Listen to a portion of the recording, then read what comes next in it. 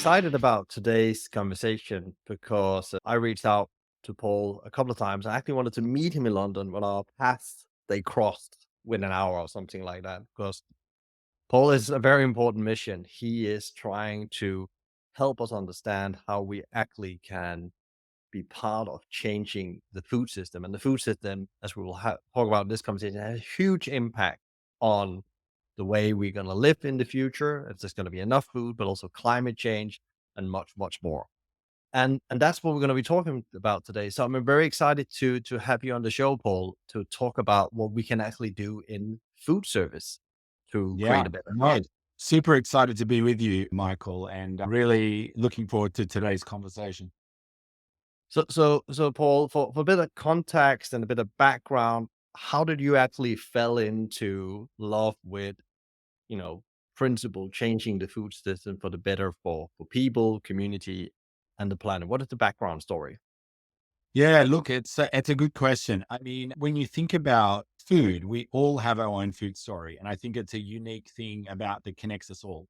Is that every day we gather around a table, a bench, a meal, a pot, a conversation around, and sometimes that's at your desk, sometimes that's in a restaurant, sometimes that's on the ground camping, but food connects us all. And I grew up in a number of different parts of the world, had a family that traveled, and so we got to try different foods from all around the Mm. world. So I'm originally from Australia, but we lived in Asia, in Africa, in other parts of the world. And so I got to experience food in many different forms.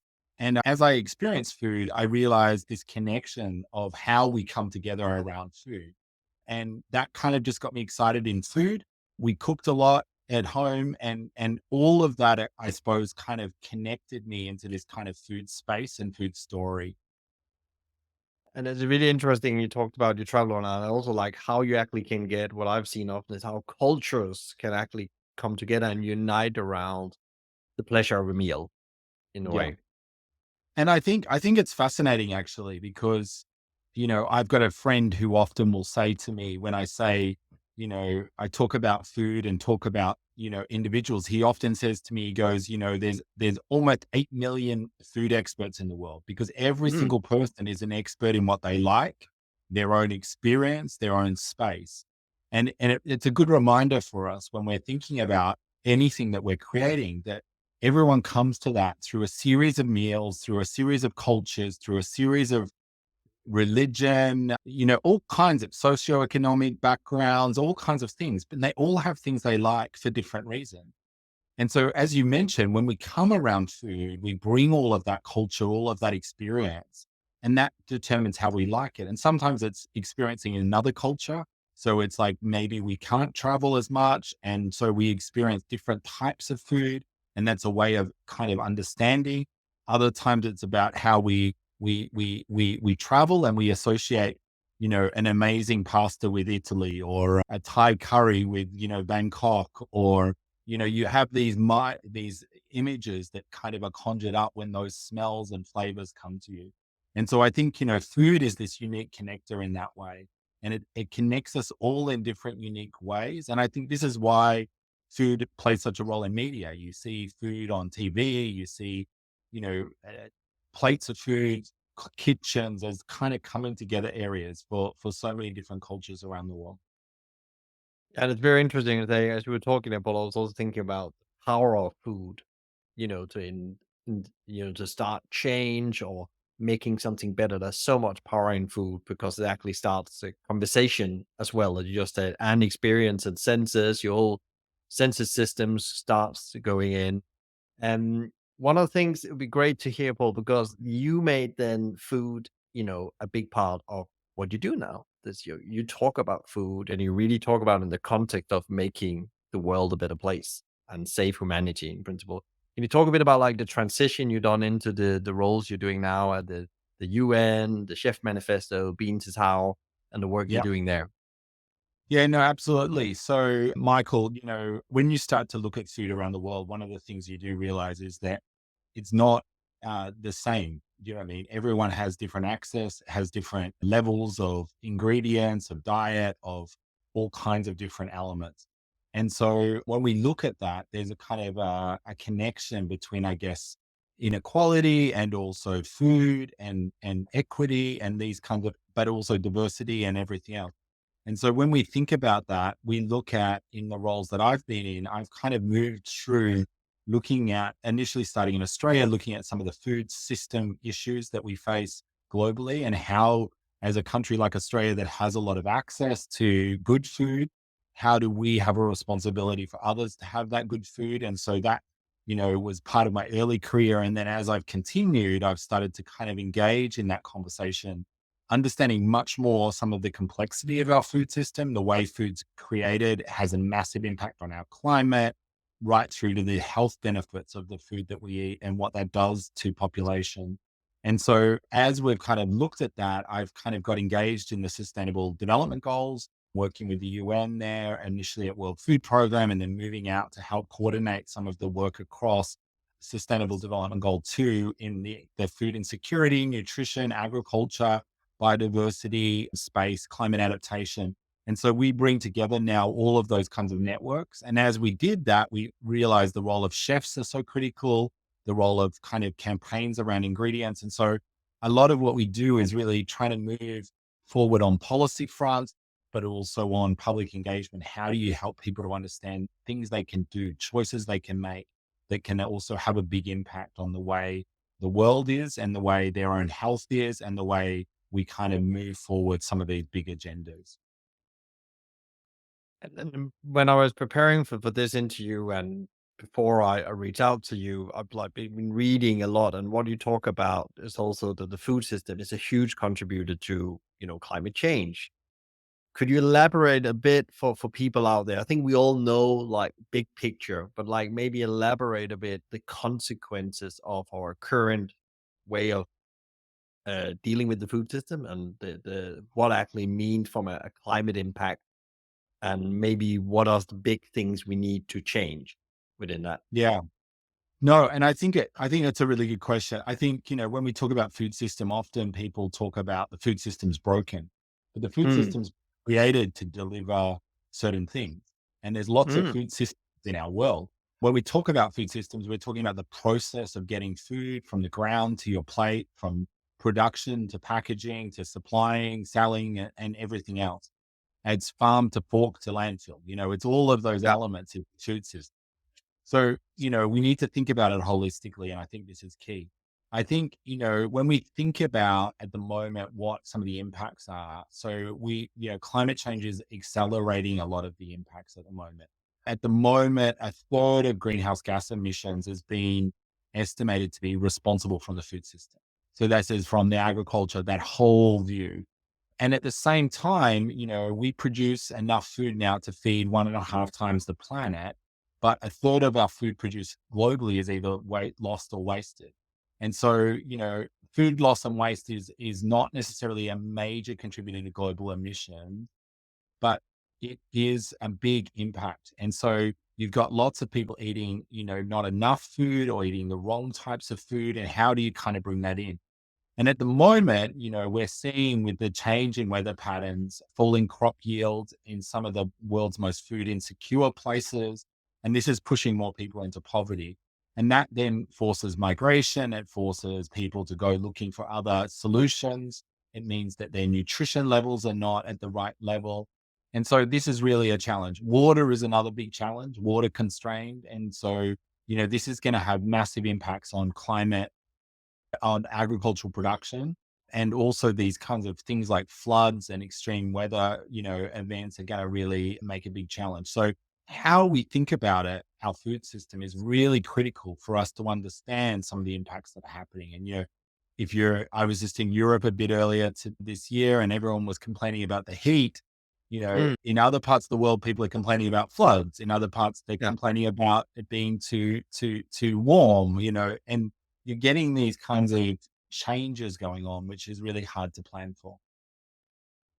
Yeah, and I guess we haven't seen all the consequences yet of the disruption that actually happened with the pandemic started to we now have all these weather events or climate events as well. And I guess you are seeing Really interesting that everybody, I'm based in the UK, and everybody actually believed that the index for food costs would go down, but actually because of these events, it stays up at plus 20 in the food service context. And that actually lead me to the next thing because yes, that's some really big problems, and you're really, you are courageous. You're trying to solve these big problems. When we go to food service, and I'm thinking as an operator, what is the role of food service in this? Like, what role can we play in actually, participating in improving these challenges you're mentioning here? Ye- Yeah, I mean, look, as you would know, I mean, food service feeds a lot of people around the world. The size of the global food service market, in 2021 was about 2.5 trillion. It's forecast to grow to about 4.45 trillion US dollars in 2028. It employs, just if you look at the US, there's over almost 11.5 million people employed in this. And so you've got massive industry space, and people don't really realize this. This is food service works in universities, in schools, in prisons, in companies, in so many different spaces. And so it's really key. I think, one of the things is food service is often controlled by the organizations that are in charge of that space. So if it's a government facility, the government; if it's a business, the business. And so I think food service is in a unique space because there's a lot of chance to shape that. It's to shape that through the company's agenda, through the government or the organization's kind of commitment. The eaters often are also there regularly. So if it's a school, they're there 5 days a week. If it's a workplace, it's 5 days a week, maybe a little bit less since COVID. If it's a prison, everyone's there every day, like, so you've got the eaters there all very regularly. And so I think there's opportunity to really have an impact. And I also think there's a connection between how you can kind of think about connecting some of the growing demand of consumers to these sustainable practices. And I think food service allows you to test and learn a lot. And I've seen a lot of this in some of the universities and some of the business cafes. I've seen amazing innovation happen around how do you cut down food waste, looking at the kitchen side, but also at the eater end. How do you kind of change behaviors through the way that you model things? How do you think about shifting diversity of diets? Do you, towards more plant-based foods, to more diversity of ingredients? How do you introduce foods? How do you bring in more seasonal ingredients and more biodiversity on the plate? And how do you kind of drive that kind of behavior change as well? And I think there's lots of opportunities to do that in food service. So for me, the size is really key, but it's also the approach, the ability to be able to connect with people in the way that food service does. And I guess also that is the ability to actually communicate them about what their food choices mean in the end of the day as well, without actually judging them, but actually just giving them better solutions. I think one Yeah. of the things I've seen in food service as well around, lots of people talk about the plant-based thing, but actually, I don't know what you believe, but what is actually going to drive this change? Is it taste? Is it quality of the food we're changing? Is it the cost? What exactly you're learning when you talk with all these, people around the globe? What is it that's gonna make consumers make more planet-friendly food choices? Yeah, look, I mean, I always go back to kind of the basics on this. I think the majority of people make choices based around three things: cost, convenience, and taste. And so, depending Mm, on their food service, whether cost is an issue, some food service you're paying for, you might buying the meal. Others, it's provided for you, so you don't have cost gets cut out. Convenience is key.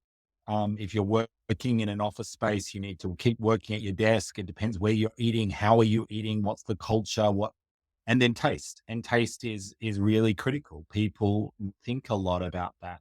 I think sustainability and many of these things come after, but they're increasing. They're increasing their prominence in decision making.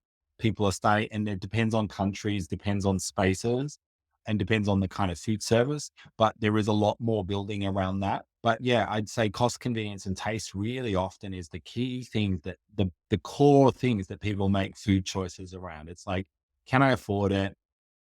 Is it convenient? Does it taste good?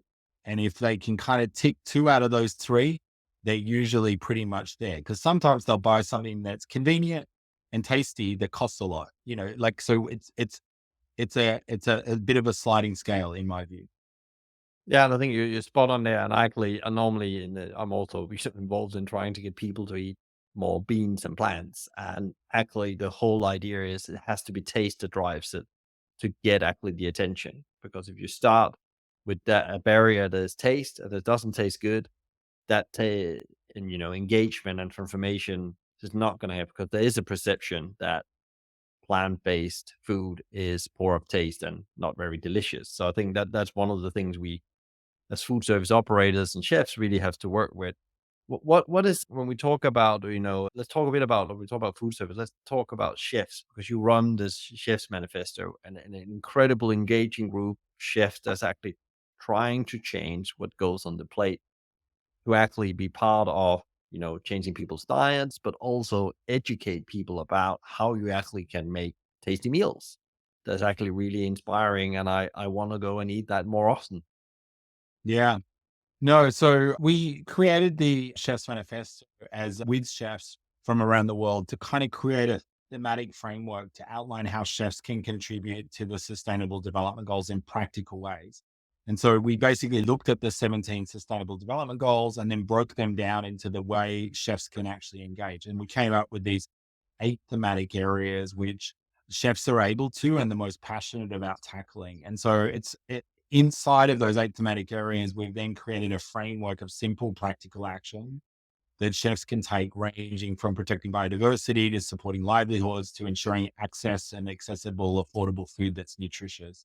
So lots of different things there. So I mean, the areas cover off, how ingredients are grown, to biodiversity, to valuing natural resources and reducing waste, to celebrating local and seasonal food and focusing on plant-based ingredients, the education to, as I mentioned, nutrition. So we see that chefs have this amazing role to play, but it's about how sometimes connecting things they're already doing into this global Mm, framework, which enables them to then have a way to plug things together. And we've found that as chefs have started to do that, it's amazing how they can start to also think about, oh, I could do that as well. I could do that as well. If I'm thinking about this, where do I source from? Or how do I think about this? What other ingredients could I substitute? Where is the climate impact? And so people go on a journey, and we've been running this for over 5 years.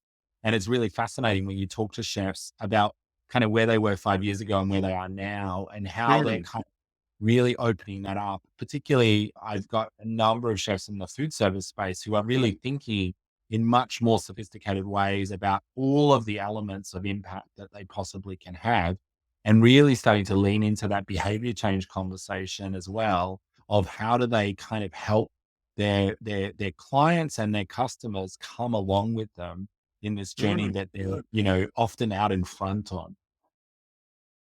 Yeah, because there's also, I guess, even if the chefs want to serve more plant-rich food, they still have to get that barrier down by the end user, the customer.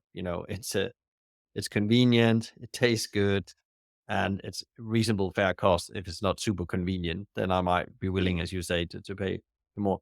What have your learnings been around that working with the chefs? Because these are the people that is in the front line. They're actually trying to implement these big principles and thinking about how we create a better food system. Is there like some key learnings you could share of working with the chefs? Yeah, I mean, I think chefs often are not brought to the table on the conversation. So they're often executing, Mm, procurement does this does this. There's like all these groups saying you've got to cut costs, you've got to deliver, you've got to make it tasty. And they're like, what can I actually do? So what we've done is in this network help to try and package some of the statistics, the information, the reports, the detail, the data, and then also bring together experts that they can engage with. So they can hear, they can discuss, they can debate in a safe environment with other chefs. That also creates perspective, and it gives them ability to go, oh, you're doing that over there. I should think about what we do here. So an example is we recently, it's International Year of Millets at the moment this year. And so a lot of people are kind of looking at how do you raise the profile of millets. 70 countries around the world all signed on to this new initiative, and millets use like a fifth of the water of rice to grow. So they're very effective, high nutrient levels. But most people, particularly in the UK, most people don't have millets in their diet. They don't really, maybe a bit of amaranth is there at the edge now, Yeah. a little bit of sorghum, so but we started talking about it. Food service groups that were there were like, how do we think about millets? What are we doing? Are we doing any testing? Could we implement them here? Could we trade them? Could we put them into like the porridge? Could we do this? What does that do? Does it increase cost? Does it increase nutrition? Does it give us less? So just these simple kind of sometimes just like a simple idea shared together around a framework in a conversation enables people to innovate, to think differently, to kind of start to work into different spaces. And I think that's the way you're going to change things, is that we have to have millions of those conversations going on all at once, where you kind of are seeing multiple experiments happening en masse, being rolled out, having that daily impact, starting to kind of stretch and innovate and evaluate. And I think food service is a unique space for doing that because it has that regular drumbeat. It's different to a restaurant. It's a kind of got a different kind of structure in it. And so you can kind of play with that. And so I think to me, food service can really play a key role in really driving some of those initiatives and taking those ideas. And then it's super interesting when you talk about, what food service can do, because earlier this year I had Reading University, I had Matt Tippett on the show, and he is very big. They are a very big fan of Menus of Change program, which also taps into many of the things you talk about. And Yeah. he said, like, what was really interesting if you want to get changed by the end users, also the power of language. So they had a brownie they before called a vegan brownie. They changed that into now just, I think they called it indulging chocolate, organic chocolate brownie. And actually, people they actually sold more brownies when they changed the name from vegan to this indulging organic chocolate brownie. And it's really, really interesting about doing these nudging tests out with the customers. Actually, you maybe already have product that's really good, and to take up consumption that you maybe just need to tweak things and actually look at how exactly nudging people to try them out.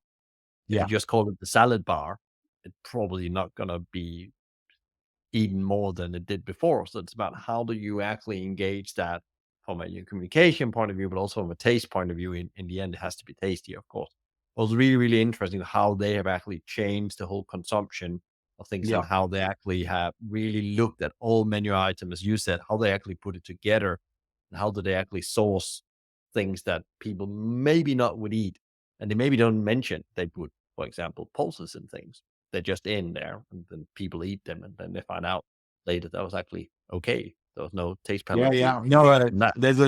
there's a chef that is a good friend of ours that runs a food service company in the UK and Ireland, and he's done a brownie that involves black beans and Mm, coffee grinds, but used coffee grinds. So he's very big on zero waste.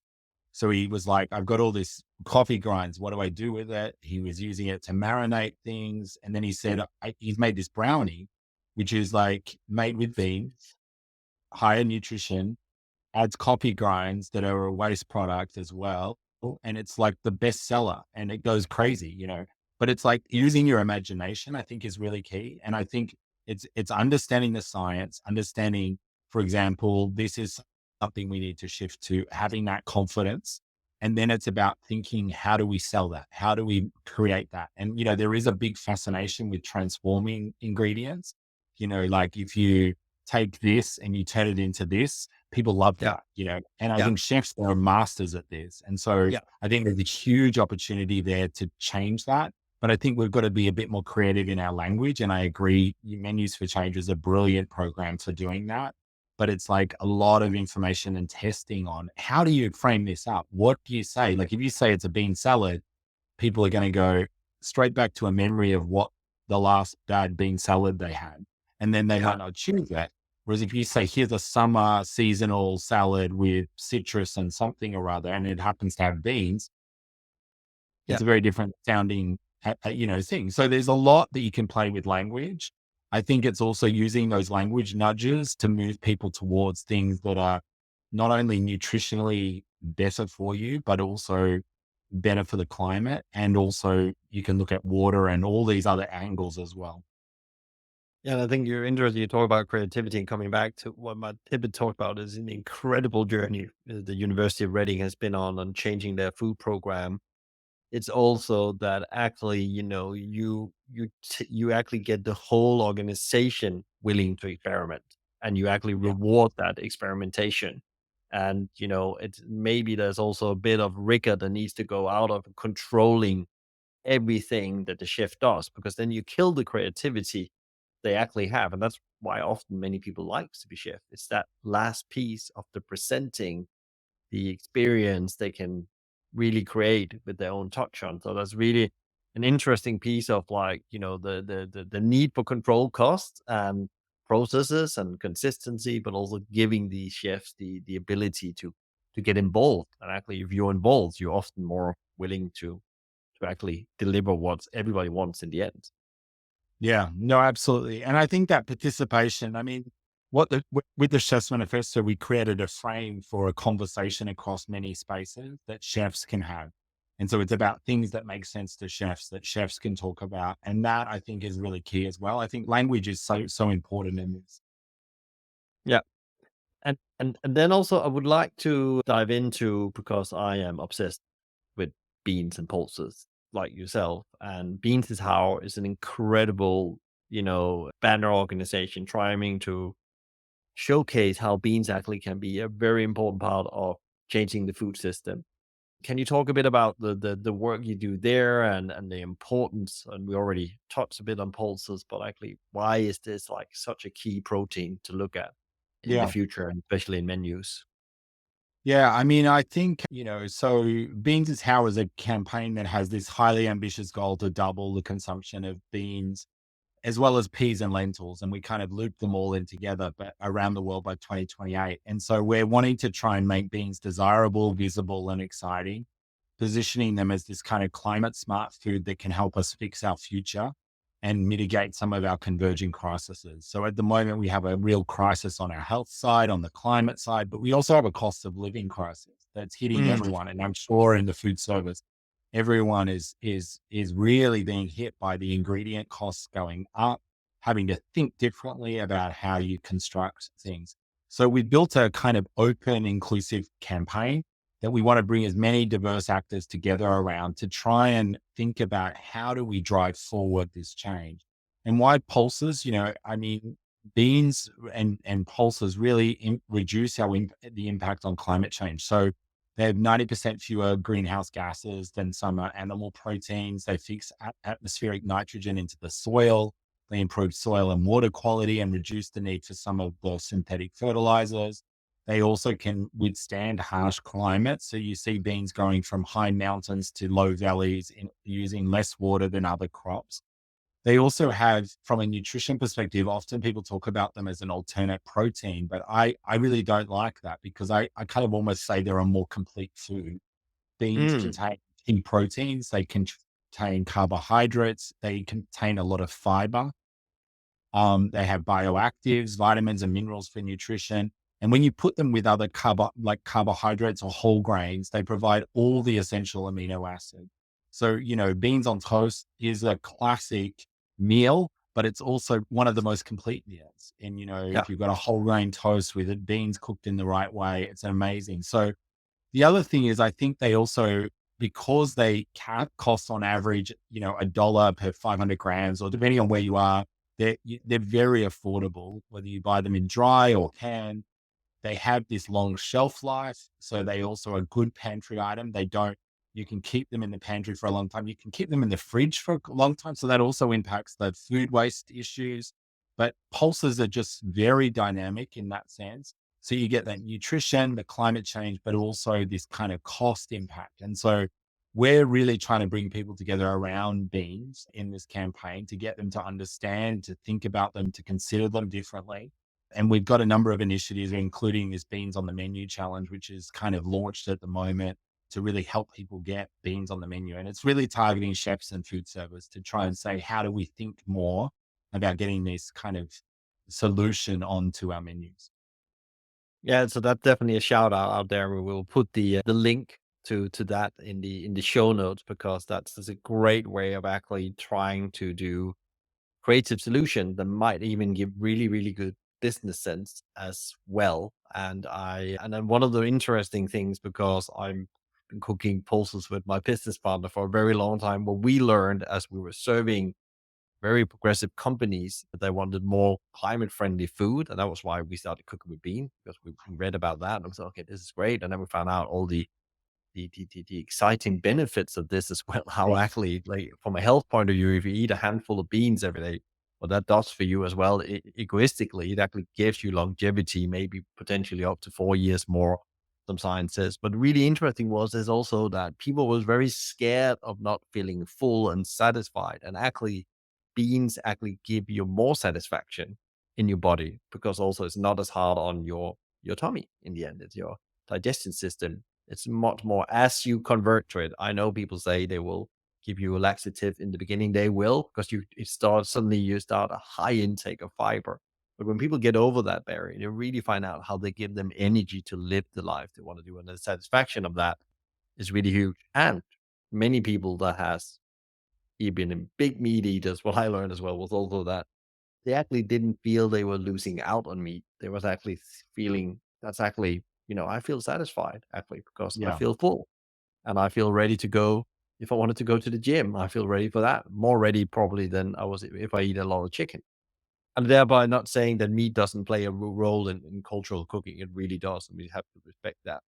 Um, and what as you see, because again, we talk, what I'm coming a bit to as well is like, there's definitely challenges getting people to consume pulses. How do you see that, if food service think that this is great, solve the protein problem, it's natural, I want to do that. But then they start thinking there's all these, barriers and negative thoughts connected with consuming pulses. You talked about, a bean salad before, which is a great example.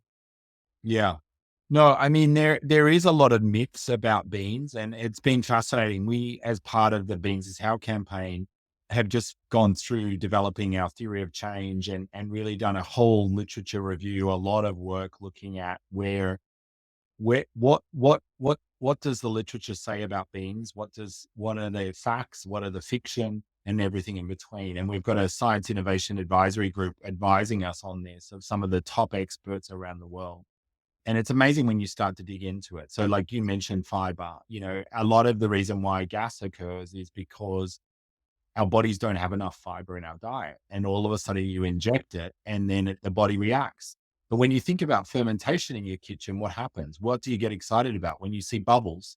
Well, it's the Mm, same as if you introduce a prebiotic. It's not a probiotic. It's a pre. It feeds your microbiome, which bubbles. So you get bubbles, and we should be celebrating those bubbles coming out, not fearing those bubbles. It's a kind of mindset issue.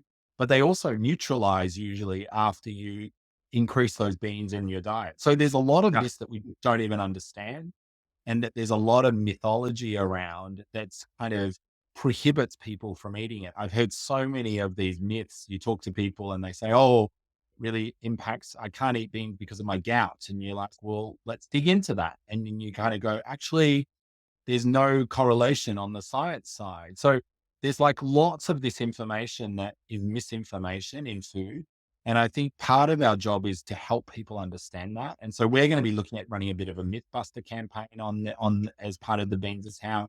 But I also think the reason why people choose food is because of how it appears, as you mentioned. mm, And I think this is the job where chefs can come in to really reposition beans in a very different way. And there's a lot of people which are now starting to kind of reposition beans in this kind of very, very different way. Get the flavors right, get the profile right, change the form even. You can, you know, a friend of mine, he says, whenever I put beans in a salad, everyone eats around the beans. Whenever I put a bean dip out, everyone scrapes the bowl. There's something about form and function as well. And it's yeah, about how, as chefs, do you learn from that and think about that? You've got to help people get to a point where they can then appreciate and they go, what's in that? Oh, I really like that. Oh, I should try that. And I think this is like cooking techniques. If you put the salt in at the wrong time, you get a hard, the beans. There's so many elements here from a chefing perspective that need to get right to also be able to provide and put a great dish on the table. But when you get a great dish that includes those beans, you fall in love with them. And I think this is part of the education process and how we kind of market and make beans a little more sexy. Yeah, and super interesting when you talk about, how you make them sexy as well, because also we already have them, as you talked about earlier. They already been part of our culture and ancestors' culture. Have always been cooking with them too. We created the new food system after the Second World War, and it's actually Yeah. interesting when people I've served beans for as well try local beans like Carlin Fox beans in the UK, or it could be many others. Actually, there's lots of great beans. There's not just kidney beans, chickpeas, black beans. There's lots of great beans. There's like full of local stuff. And actually, if you want to eat local, it's a great way to support local farming as well. And I think I've seen even in the country originally from Denmark, there's a chef called Klaus Meyer that's now Yeah. going into the production of pulses in a place of the country where maybe also from a commercial point of view was not that many opportunity, but that's a huge opportunity creating, a new way for farming on that piece of land because there's a lot of good soil as well. Yeah, What no, is absolutely. And I mean, I think people are looking at, I mean, Denmark, I know, and a lot of the Nordic countries are starting to look at being one for nitrogen fixing, two for the protein shift, three yeah. for flavor and also the ability. Like, I mean, they're so diverse. There's so many different varieties, but they also are such a good connection into really reducing and balancing out your cost in your kitchen, balancing out the nutritional level, the climate levels. And so there's so many areas that you can kind of win on with beans.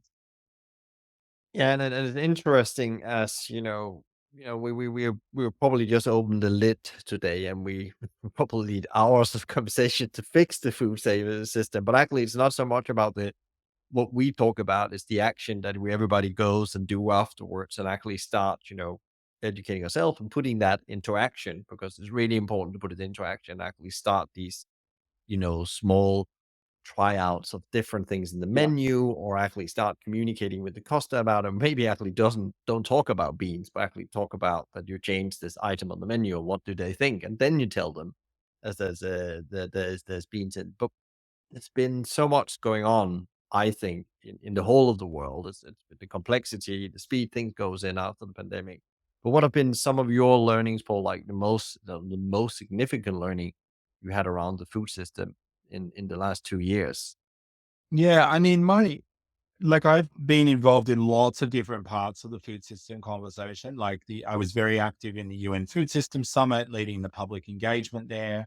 There was a lot of conversations around getting the science right, getting, Yeah. like understanding of what are we really trying to aim for? What's the target? I kind of feel like at the moment, when food becomes too complicated, and I think it's getting pretty complicated for people. They don't Mm, know. Do I eat eggs? Do I agreed. not eat eggs? Do I just eat the yolk? Like, what should I be Mm, eating? And people are really kind of anxious sometimes. Are they doing the yeah. right thing in their food? So I kind of feel if we want to see real change, we need some simple ideas to gather people around. Mm. We need ideas that have clear, easy outcomes and clear steps for people to engage. And so I think Beans is how is a great, I mean, that's part of why we launched this was that based on, trying to kind of communicate, you need more diversity on your plate. Well, what does that mean? What do I eat? Like people ask you, they go, tell me, what do I do? I don't know what a millet is. I don't know what this is. I don't know what seaweed. I wouldn't know how to cook it.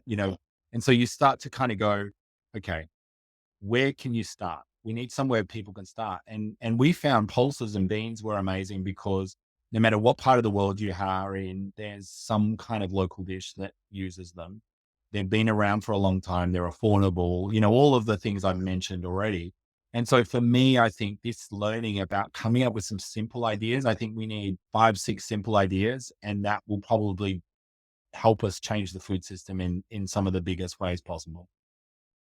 So that's actually, quite encouraging that it's not like because when we talk about the food system and we discuss it, you read books, like I do myself, it often becomes this, as you say, you almost become anxious because it feels so complicated. But actually, what we need to do is actually find the sixth solution. But also the strategist Richard Koch talks about like the 20% that gives 80%. What are the 20% that really going to transform 80% of the system, and then the rest will follow in a way. What is the big dominoes we need to hit?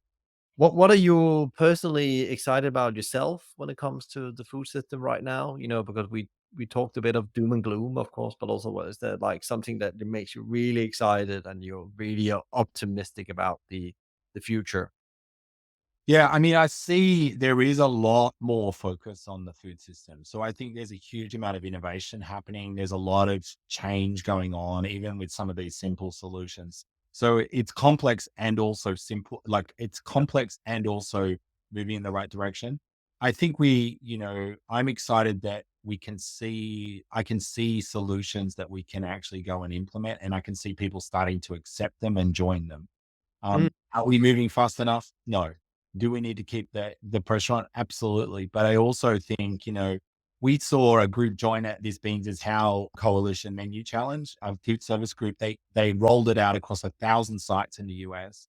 They just did it all off their own steam, ended up generating 100 new recipes, getting all their chefs excited, engaged. And that impact went, across 1,000 sites. And it was a very simple solution. But I get excited by that kind of thing. I kind of go, that's the kind of stuff that then starts to have real impact when you start to scale. could you by any chance mention who they are if people think that's really inspiring? I want to go and look at the work they do. Yeah. So, I mean, the group that did it, it was Bon Appetit and they did it over Earth Day. Yeah, So if you go to their website, you can have a look. But also in the US, ISS Cook and I have been very involved, and they're rolling it out in a different way. But just the way that both those groups have just taken on the concept and then just run with it.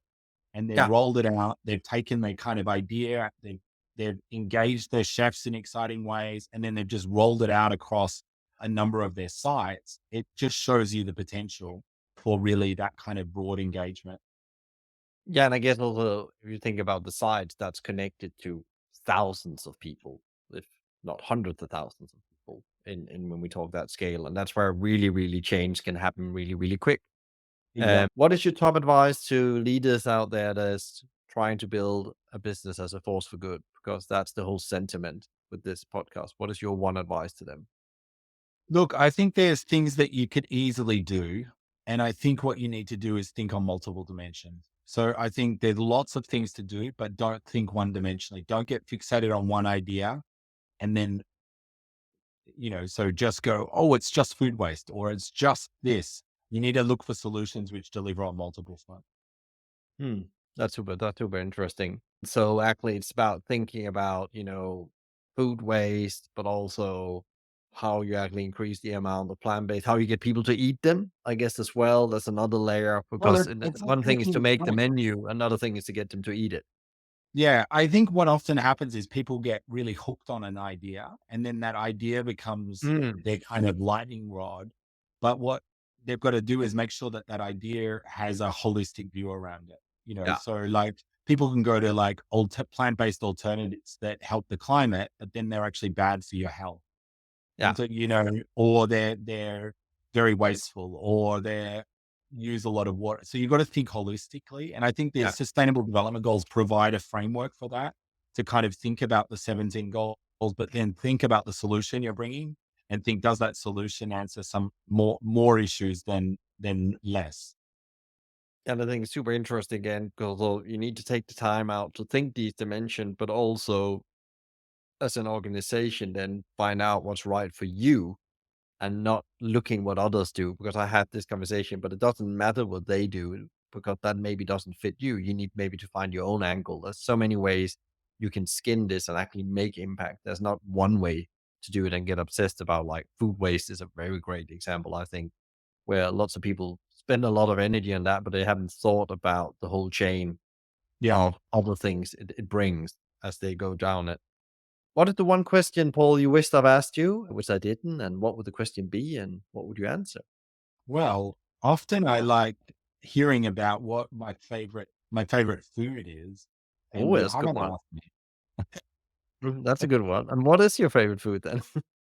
So I'm a massive fan of pizza, which is Mm. an odd one for somebody working on a lot of beans. I haven't worked out how to bring beans and pizza together. I have blended some pulse flour into my pizza dough, and you can get it at about the 30% mark and it still rises at the same kind of level without getting too sticky. But Yeah. I have a pizza oven, and part of this conversation we started with this morning, that at the beginning of this podcast was, about why and how you get into food, and why I love pizza is because pizza is this ultimate kind of Yeah. unifier. Everyone has pizzas. Everyone loves pizza in different ways. But for us, as in my family, I love gathering. We have a kind of Sunday night family night. We all make pizza together. We do a Mm. sourdough. We have a pizza oven, and it's this whole like kind of industry which occurs, and everyone gets to make their own pizza with their own ingredients on it in their own way. And you have everything from just like cheese to very intense flavors to and I just love that way that pizza kind of brings everyone together in that kind of unique way. And so that's part of food culture and how it goes beyond. But I love the way pizza can kind of connect people. That's why it's quite funny, Paul. That's my number one favorite food as well. I've actually tried with a bit of like some different kind of version of hummus bread to put on pizza, but I haven't really found the thing that's like really super tasty yet because there's some just. But I'm also working on that. What is that kind Uh, of thing you can connect with pulses and on a pizza? I'll, I I'll, think I'll that's hand the it over to some of challenge. my Let's pizza work friends. on it. I will hand that Let's idea out to some of my pizza friends in food service. I'm meeting some of them the next week here, so I think that's a good challenge for the pizza operators to Yeah, figure out yeah. how they How do we bring integrate. it wholesome in? Yeah, I think Yeah, I think there's something in the flour, but I definitely think there's also probably something in terms of the topping that you could kind yeah, of bring in some sort of way. There's probably some culture in, some part of Italy yeah, that somehow does it as well. I'm not. yeah. I need to kind of dig into that as well. Oh, well, we'll connect over that question. That's a very good solution to actually get more beans on the menu and reach the goal. And actually, one of the things I actually forgot to ask when we talked about, doubling the consumption, what are we talking about? Like, where are we now, and where do we need to go just so we So get this that is one either of the hit? big challenges is that, consumption has been, so we measure production often. We don't measure consumption regularly Mm, across. And so one of the things we've started to find is we've dug into the numbers, and in some parts of the world, you can get numbers quite easily. Other parts, you get them grouped together. So it's like all yeah, vegetables are together or all grains, and then pulses get kind of tied in. So part of what we've got to do is a bit of advocacy around the measurement as well, so that you yeah. can then work out you can tell the trade numbers, the kind of growth numbers, and that gives you a bit of an indication. But some of that is goes off into animal feed, it goes off into other areas. So this is a kind of area that we're spending a bit of thoughtfulness as well, Michael, around is how do we actually measure that? Where we can measure that, and this is where like food service is great because measurement is done at a very high level because of Yeah. tools and systems is we can definitely measure. And some of the groups I mentioned earlier are already putting in measurement plans to show how they're going to double consumption. And so I think this is something that we're really Mm. willing to look at. And I think food service can use some of the tools, some of the controls it has to really help highlight some of that as we go forward. But today, even earlier today, I was talking to somebody who's running a massive school meal program in Kenya, and they were talking about how the ratios and how they kind of get Mm. beans on the menu in their schools, but how they can increase that. What does that look like? Supply, so it starts to open up a really fascinating conversation as well. Yeah, because that was one thing I've been pondering out, and then I just wanted to come back to it because there's probably many thinking, what does it mean to double actually? And I think actually it's actually also creating measurement systems within your organization. That's also what I've seen with contract caterers in the UK are really trying to find out. They talk about the amount of grams they put on or kilos they Yeah. put on the table every day. Where can people find out more about the incredible work you're involved in and the different organization? Where should they go? Yeah, so I think if you can check me out on Instagram, X, I think we're calling it now, and everything else that Paul Newnham. You can look up Beans is How and follow us on Instagram. Chef's Manifesto is there as well. We can put that hopefully, Michael, somewhere in the notes for this, but I will do that. uh, Yeah. check us out on there or LinkedIn as well. So we're across all the platforms and sharing a lot of information about this space, lots of conversations around these topics and some of the latest science. So check us out. And if you are interested in getting involved in Beans on the Menu, please do. If you want to talk to us about the Chef's Manifesto, we'd love to talk as well. Great. Thank you so much, Paul, and lots of pulse power to you and the team on the journey ahead of transforming our food system. Thank you so much, Michael.